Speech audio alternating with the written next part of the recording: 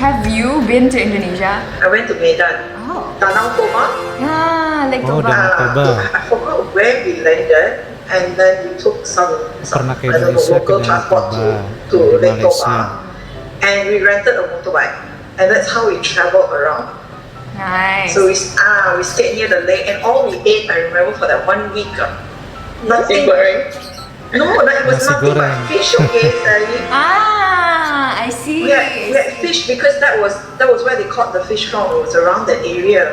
So we had all sorts of ways of eating fish lah. Grilled fish, fried fish, steamed fish, fish in soup, fish in God knows what, that kind of thing. It was really, really different. There was this crater. We went to this crater, volcano crater somewhere in Indonesia. Where was it? I forgot the name. Bromo. Yes, we went to Bromo. That one was a story. That one was a joke. That one was a joke. You know why? What happened was we were supposed to fly from Penang. Fly from Penang, and this was on the Deepawali holiday, about 1 week there. Went to the airport with my husband, my 2 kids. Went to the counter. The lady looks at my passport. Ma'am, you can't go. You have less than 6 months on your passport. I was like, fudge. Passwordnya dipending passwordnya karena tinggal 6 my bulan. husband was like, how lah? And we were meeting my father-in-law who's flying all the way Panjang from lagi France passwordnya. down to Bromo. So my husband was like, okay, you know what? We go first. Then the lady was like, okay, why don't you guys go first? I go and renew my passport and come back the next day, okay? The next morning, I woke up at 5:30. That time I was staying in Penang, Alpine Tower, Bukit Jumbo. I had to go all the way across to the mainland to get my passport and drive all the way back home, and then take a cab all the way to the airport, and then fly there, land there. I think my father-in-law was the one who picked me up, and that was my wonderful start to the entire vacation. Wow, but you managed to go to Bromo, right? Yeah, I managed to go to Bromo. I was telling the immigration, I was very surprised. I got my passport, Sally, in less than 2 hours. Yeah, I wanted to ask you that. How come you guys renew passport for so fast? Actually, like normally, right, even people who live on the island would go to the mainland to get their passports done because it's so much faster. If you're on the mainland, the immigration office in town takes like half a day or more. But that's also fast. But you have to go very early. Yeah, go very early. Di Sally But if you're kaget going ya, to the mainland, bagaimana then password bisa a few hours secepat will be itu done, like jadi maybe 3 hours. hanya dalam 2 jam, 3 jam Just for your selesai. info, Sally, when I was a kid, you need 1 week to get a new passport. Yeah, now so fast, 2 hours. Yeah, now, and I was talking to the immigration officer, they are not happy. They are not happy that because they have a KPI. From the time you submit your application, people should get their passport within 3 hours. That's their piagam, their charter. So I was telling them, and they were saying they're not happy because there are a lot of checks they have to bypass and things like that just to fulfill that. But that's the standard now lah. You can get your passport on the same day itself, if not in a couple of hours. But when I was growing up, I dropped my application off on Monday. I get my passport maybe the next week after, that kind of thing. Yeah, here 2 hours cannot lah. Yeah, no way. 2 hours is no way. No way, really no way. Yeah, because my kids' passport also were Cepat sekali ya, 2 jam bisa jadi 2 weeks, 2 to 3 weeks. Cepat They have panjang to do it in ya. the embassy, right? Yeah, they have to do it in the embassy. Oh wait, means your kids. Oh yeah, you guys take the. Okay. Yeah, the mother is Malaysian. Means Yeah, Now can already, what, right? I heard No, that- they won the court case, but it's a landmark.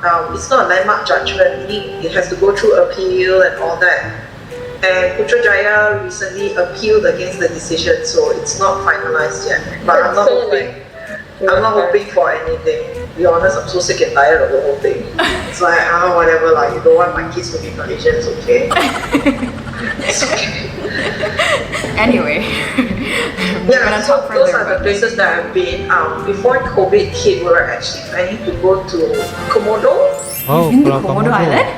Oh, No, tapi we dia were nggak jadi, planning. baru Oh, you rencana were aja planning to, mau ke yeah. Pulau Yeah, we were Komodo planning to, karena and then COVID of ya. course COVID had to happen, so no go lah. Wow, means you must love Indonesia then? Since you Well, my husband likes traveling, that's why.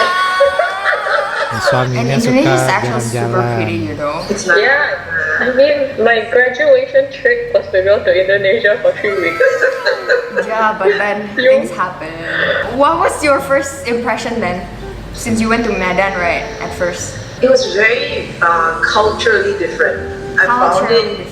Yeah, I found it very, very interesting because I liked what I saw. Like basically, the food was nice. I'm never picky with food anyway. Yeah. So for me, the food was good. You know, and people were very, very friendly. And then Medan is predominantly Christian, but I think it had stuff that you don't normally see in many Christian countries. Bali was nice. Oh, that's my daughter lah, but this is Bali lah. So we were doing small hikings lah, and we see all the paddy fields. This is the market, and they all were in love with my daughter because I was baby wearing her, and the locals actually, you know, carry that pouch with the sarong. And you know, here you have this white dude and me walking around with sarong. So you were like, oh, that's so cute, you know, that kind of thing. Oh, you know, I can imagine. This, you know, for example, you had this face, okay, staring at you all the Wow. time. Oh my god, it's just the same lah. Actually, this is the last question. I've seen a lot of comments regarding like most Chinese Malaysians not being able to speak Malay, and then like I don't know, some people debate about it on the comment section. So as a Chinese Malaysian, you both, right? Do you have anything to say about this? Daphne, I let you go first ah. Wait, actually, I've said before, like kind in a of. previous video, I think it's more like it depends on where you are growing up in the country. So if you stay in the city, then not much, because everybody just uses English. But you stay in more rural areas, or even like certain states like Kelantan, then everybody speaks Bahasa perfectly, I would say. Yeah, and growing up in Penang, I go to a Chinese school, everyone around me is Chinese. So it's like, there's no, don't say no need, it's like we know, but we just don't speak it informally. It's more like you speak it in school with your Malay teacher. Yeah, so it's not really like a language we use to communicate in, so it's more like a professional proficiency language rather than a native language. So that's how I see it in my case. How about you, Mabel? I think Daphne mentioned a very good point because in the city most people speak Malay, and then most of the kids I know growing up, because anyway I'm from PJ.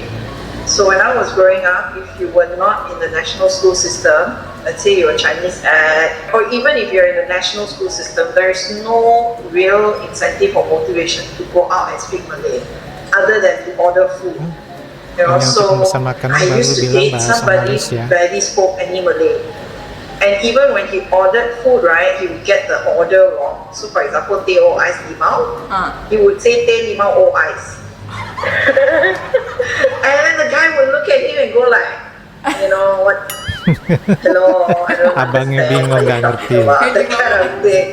Yeah, there's no motivation Wow. for you to learn Malay or even use it because we spent like 12 Jadi years nggak ada studying alasan the untuk language. bisa But bahasa Melayu. I wouldn't discount Wow. the language completely from the picture because you guys know I went and worked with a government agency, and with the government agency even was predominantly, you know, in English speaking environment. We still liaise with government, and when you're liaising with government, all the letters and the communications all need to be in Malay. So I was calling up people from the ministry, talking to them in Malay, and that was when I found that the Malay I was very familiar with, which is the Bahasa Melayu.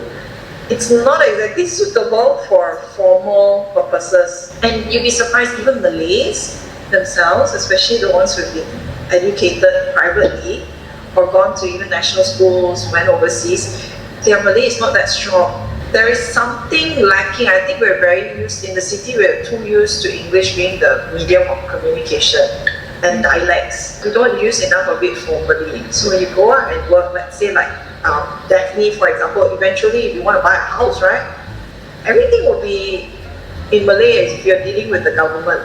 You know, like you go to EPF, our version of KWSP, it's all Malay. And income tax declaration, they now make it dual language, but previously it was all in Malay. It was a nightmare.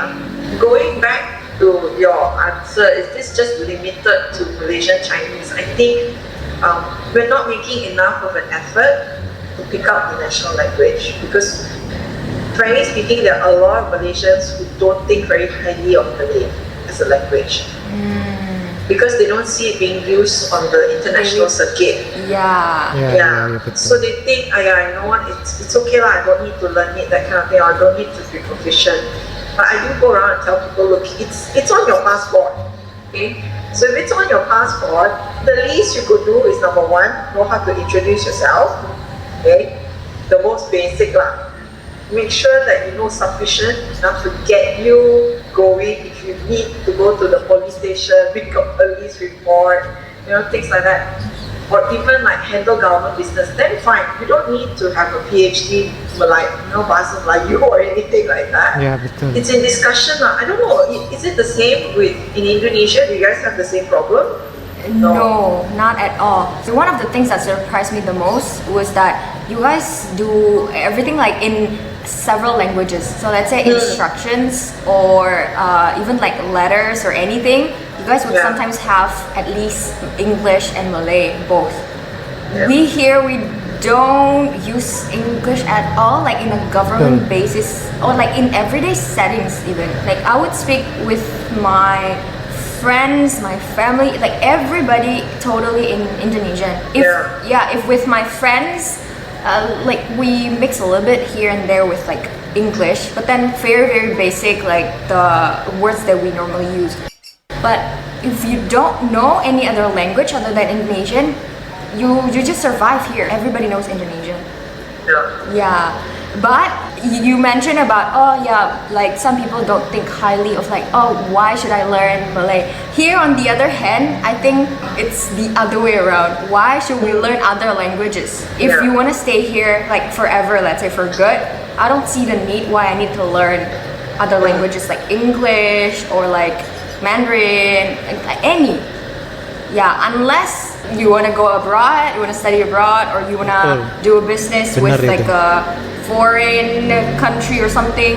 Yeah, then some people here, majority, I don't think I feel they don't really see a need why they should learn other languages. But however, like my generation, probably no lah. They would know, it's very important, especially English nowadays. But most people, because Indonesia is huge, right? I think most people would be comfortable with just knowing Indonesian. I mean, in terms of education also, in public schools in Indonesia, that's the only language you learn, right? Yeah, even in private. My whole life, I went to private school.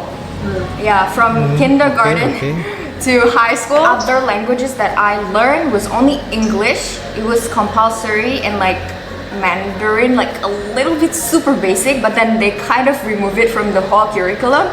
And then they move it back, so I had Mandarin again, but then they remove it again. Anyway, long story short, like my whole life I only studied English, but it was only like a repetition of present tense, past tense, future tense, and things like that. Even in the class itself, we don't really communicate with English, Oh, okay. So like you mentioned, you guys don't enforce it. Here it's also the same. Just use bahasa for everything. Yeah, I think here it's compounded by the fact that you have to learn Malay and English from day one, and then there's an addition of another third language. They call it your mother tongue. So it's either Tamil or Mandarin. And then at the government level, all the official stuff is in Malay, but the sort of semi-official is English. So that's like the backup. And then depending on who you work with, like which minister, your press releases will be translated into Mandarin, into Tamil. So it's a little bit like Singapore as well. But in Singapore's case, it's actually the reverse. You have English as the formal, and then Malay is also an official language. Yeah, that kind of thing. Yeah, so interesting. We don't have that problem here. We do have a lot of culture and languages, but let's say Javanese people, they have their own languages. Even Javanese, they have like Sundanese, Javanese. Even the Japanese itself has the soft version and like we call it ngapak. I don't really know what it is in English. So yeah, they have different version. So I'm like, they use it on a daily basis, but within their own community, something like that. But they would know Indonesian, whether or not they know their what is it called, like their dialects or like their community language in general, you know. Like my parents, they speak Hakka with each other, and then my dad's side, they speak jauh-jauh with the big family. I can listen, but I don't really speak, you know. We just use bahasa for everything. Yeah, it just somehow came to that, because of the history and everything. So we really cannot compare the countries, just different. It's very different the way it's done here. Yeah, true. Okay, I guess that's it though. Thank you so much. Oh, anything else? Lastly, that's anything awesome. else you guys wanna say to the audience? Maybe subscribe to my channel. Remember to subscribe, Yeah. My moment. Si Sally minta Like and subscribe. subscribe and hit the notification bell. Oh, guys, don't forget, okay? Thank you guys so much. Thank you, Mabel and Daphne, for being here and like sharing your thoughts and taking the time to be here. Thank you. No problem. Bye, guys. Hope you enjoyed this session. Say Assalamualaikum warahmatullahi wabarakatuh. Teman-teman, Pakde kali ini akan mereaksi sebuah video, yaitu video dari YouTuber Sally yang menceritakan tentang komunikasi dia dengan sahabatnya yang ada di Malaysia. Karena Sally ini adalah YouTuber dari Indonesia. Di sini mereka sedang berbincang-bincang mengenai penggunaan bahasa di masing-masing negara. Tapi sebelumnya di sini ada cerita tentang bagaimana salah seorang sahabatnya sedang berkunjung ke Indonesia, menceritakan bagaimana pengalamannya selama tinggal berwisata di Indonesia dan bagaimana ketika paspornya mengalami masalah karena masa aktifnya itu sudah habis sehingga harus memperpanjang, dan ternyata untuk memperpanjangnya bisa cukup dengan 2 jam saja kurang lebih, yang biasanya mengurusnya itu bisa sampai 1 minggu. Nah, kemudian mereka pun berbicara mengenai bagaimana cara berkomunikasi di Malaysia. Nah, ternyata di Malaysia ini kalau kita mau tinggal di Malaysia itu setidaknya kita harus bisa menguasai 4 bahasa, yaitu bahasa Melayu, bahasa Inggris, bahasa Mandarin, dan bahasa Hindi. Kenapa harus 4? Karena di sini komunikasinya adalah per bagian-bagian atau di gap-gap ya. Nah, maksudnya adalah begini, ketika orang China, mereka di komunitas mereka akan menggunakan bahasa Cina. Baik itu di rumah, baik itu di lingkungan pekerjaan mereka, baik itu di pasar-pasar mereka, ataupun di sekolah mereka. Nah, jadi mereka tidak memperdulikan bahasa yang namanya bahasa Melayu. Selain bahasa Cina, apa yang digunakan dan diajarkan yaitu bahasa Inggris. Nah, begitu pula dengan orang India. Orang India, di dalam lingkungannya, tentu dia menggunakan bahasa India. Kemudian mereka juga punya sekolah. Nah, di sekolah ini juga mereka menggunakan bahasa India dan bahasa Inggris. Nah, bagaimana dengan orang Melayu? Orang Melayu, di dalam kesehariannya dia menggunakan bahasa Melayu. Di sekolah juga menggunakan bahasa Melayu, ya, dan juga bahasa Inggris. Nah, masalah yang timbul adalah ketika orang Cina ingin berkomunikasi dengan orang Melayu. Tentu mereka akan menggunakan bahasa Inggris. Tetapi terkadang di dalam pasar-pasar tradisional, mereka harus menggunakan bahasa Melayu orang Cinanya ini. Kenapa? Orang Melayunya tidak begitu paham dengan bahasa Inggris, apalagi bahasa Cina. Sehingga mereka harus menggunakan bahasa Melayu. Lalu untuk urusan apa lagi orang Cina ini menggunakan bahasa Melayu? Yaitu urusan dengan kerajaan, yang berhubungan dengan administrasi dan surat menyurat, serta hubungan dengan paspor yang minimal di paspor itu sudah ada penggunaan bahasa ya, bahasa Melayu, sehingga ketika berkomunikasi sehubungan dengan paspor ya, mereka harus menggunakan bahasa Melayu.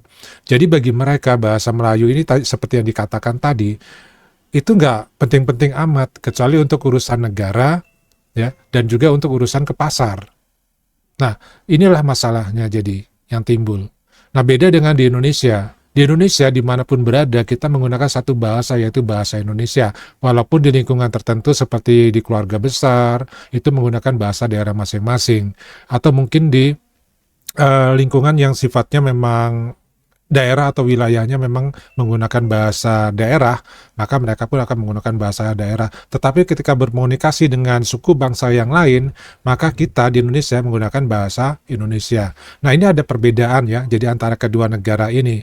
Tetapi kita tidak perlu mempeributkan tentang kedua perbedaan ini.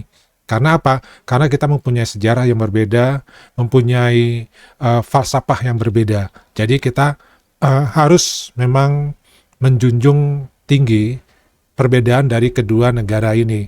Ya, ketika kita di Indonesia, maka kita gunakanlah cara-cara di Indonesia. Ketika kita di Malaysia, gunakanlah cara-cara di Malaysia.